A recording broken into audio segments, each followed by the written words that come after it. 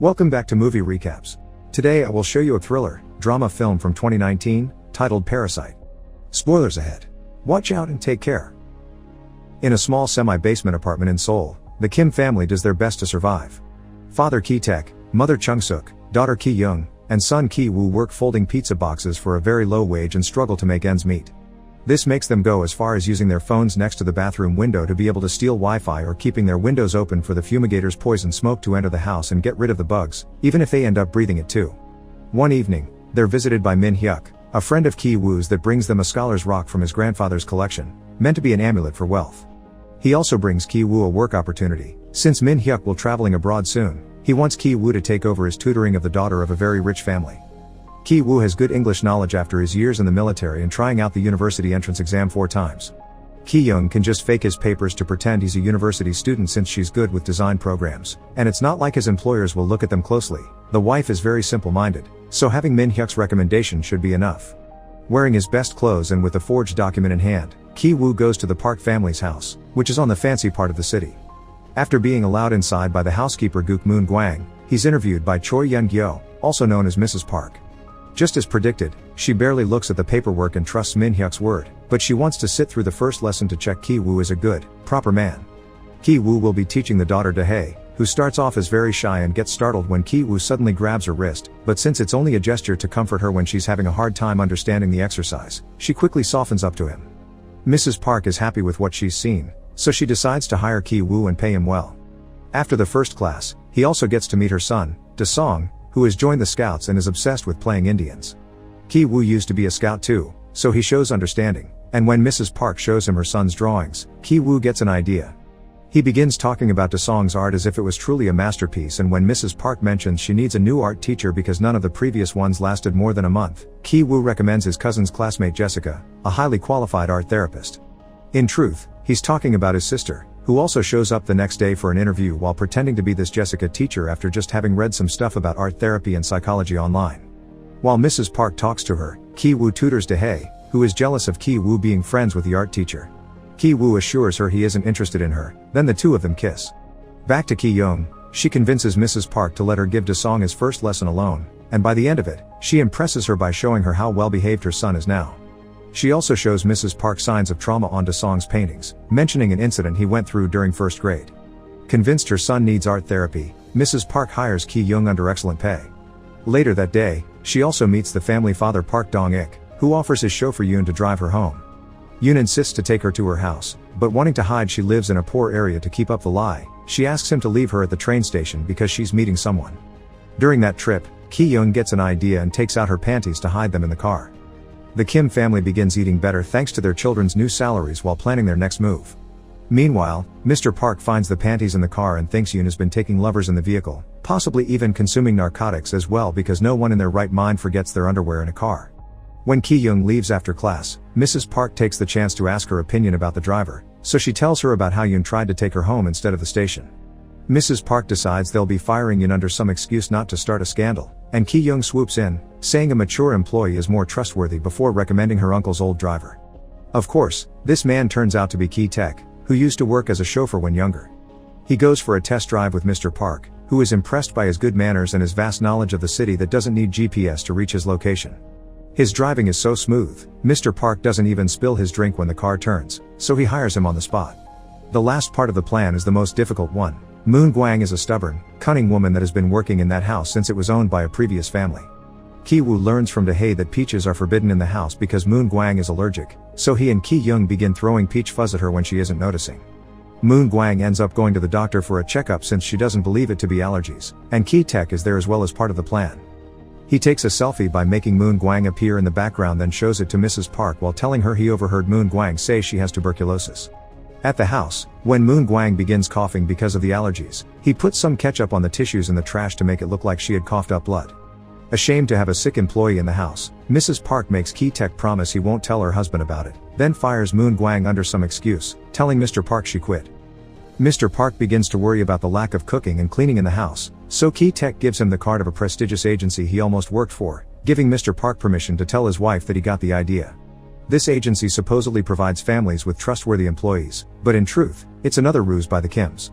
The phone on the card is a second number Ki Young got for this, and when Mrs. Park calls, she pretends to be a secretary asking for lots of official paperwork. Eventually, Chung Suk is hired as the new housekeeper and the whole Kim family is in. Da-song notices they all smell the same, but they realize it isn't the soap, it's the smell of their old cheap apartment. One day, the Parks leave on a camping trip and leave Chung Suk taking care of the house, so as soon as they're gone, the whole Kim family comes over to stay for a while. They use all the rooms, eat all the food, drink the expensive wines, and Ki Woo even steals Da-hae's diary to read it because he wants to propose to her when she gets into the university. The Kims spend their dinner fantasizing about what marrying into a rich family would be like while a storm rages outside when suddenly, someone rings the doorbell. It's Moon Gwang, who claims she forgot something in the basement when she was fired and left in a hurry. While her family hides, Chung Suk lets her in, but Moon Gwang is taking too long down there, so Chung Suk goes to see what is going on. She finds Moon Gwang trying to move a cupboard so she helps her, revealing a door behind it that takes them to an underground bunker created by the architect and previous homeowner. Moon Gwang's husband, Oh Gun-se, has been living there for years, hiding from loan sharks. Moon Gwang helped him move there when the previous owner left and the house was waiting to be sold, and the Parks never learned about the bunker. Moon Gwang would go down there and sneak in some food for him when the Parks weren't looking, which explains why Mr. Park thought she ate too much. She came today because she knew the Parks would be gone, so she wanted to talk to Chung Suk alone to ask for permission for her husband to still live down there, even being willing to pay her for bringing him food. Chung Suk refuses to accept this and takes out her phone to call the police, but at that moment, her family slips off the stairs while trying to spy on them. Moon Gwang wastes no time and records them with her phone, capturing on camera the fact they call each other family names. Now Moon Gwang and her husband have control of the situation, threatening to tell the Parks of their ruse if the Kims don't do as they say. They all go upstairs, where the Kims are made to crouch in a corner while Moon Gwang and Gun-se enjoy the house. Moon Gwang even calls them out for being pigs and making a mess in the living room, because when she and her husband used the house when the Parks were gone, they would always be respectful of the architect's artful touch. While she's giving them such a speech, the Kims take the chance to tackle the couch and wrestle the couple on the ground for the phone. Ki Taek grabs Gun-se and Ki Young drops a bunch of peaches on Moon Gwang to knock her out while Ki Woo takes the phone to delete the recording. Suddenly, everyone freezes when they hear the house's phone ring. Chung Suk picks it up and is shocked to hear Mrs. Park asking her to get dinner ready because they're coming back earlier since the storm made it impossible to keep up a camping trip.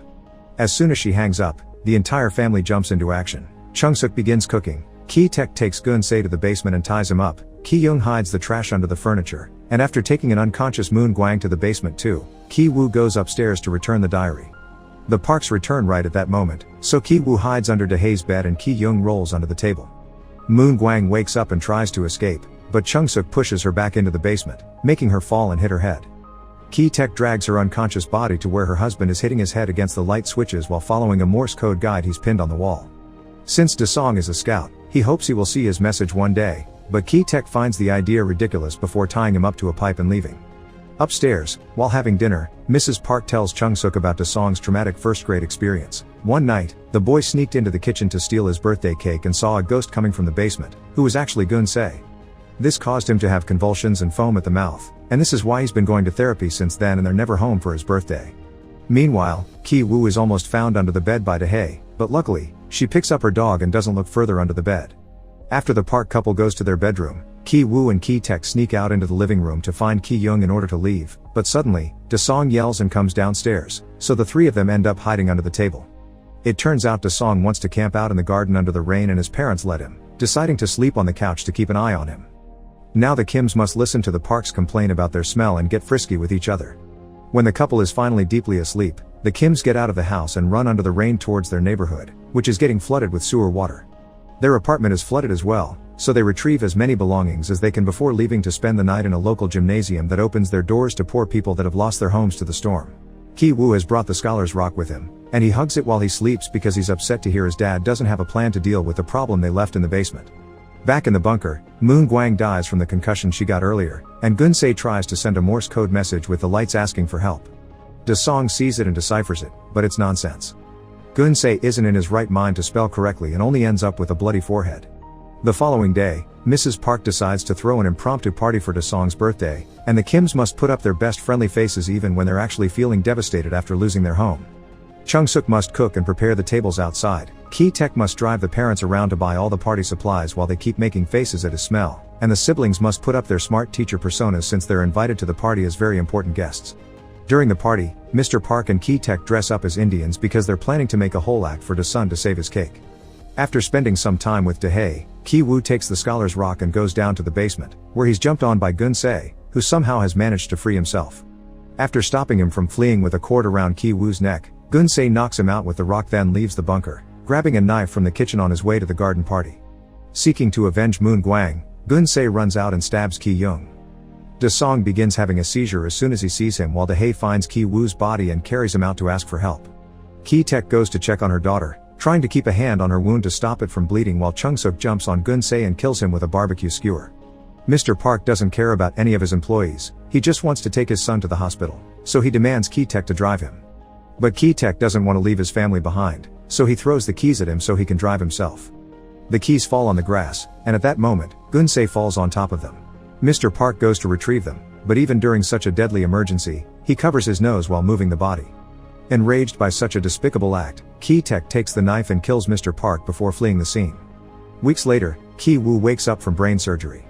The injury and the procedure have left his mind in a delicate state, so he can't help laughing through all the things that proceed to happen to him. Finding out his sister is dead and his father is missing, getting arrested, being put on trial for fraud, being allowed to leave on probation because of the traumatic incident that they aren't charged for because it was on self-defense.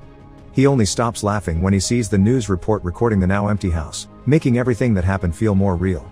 Neither he nor his mother knows where his father is, but the detectives keep on tailing them for a while, thinking they may take them to him. Months later, after the news finally moved on to other subjects and the cops don't follow them anymore, Ki-woo goes up the mountain and spies on the Park's house, which is now occupied by a German family that bought it because they didn't know its history. There, Ki-woo realizes someone is using the lights to send a message in Morse code. It's his dad, who all this time has been hiding in the house bunker.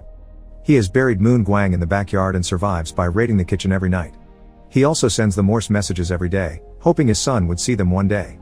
Back in his old apartment he still shares with his mother, Ki-woo writes a letter for his dad, promising to work hard and get enough money to one day buy the house and reunite with him.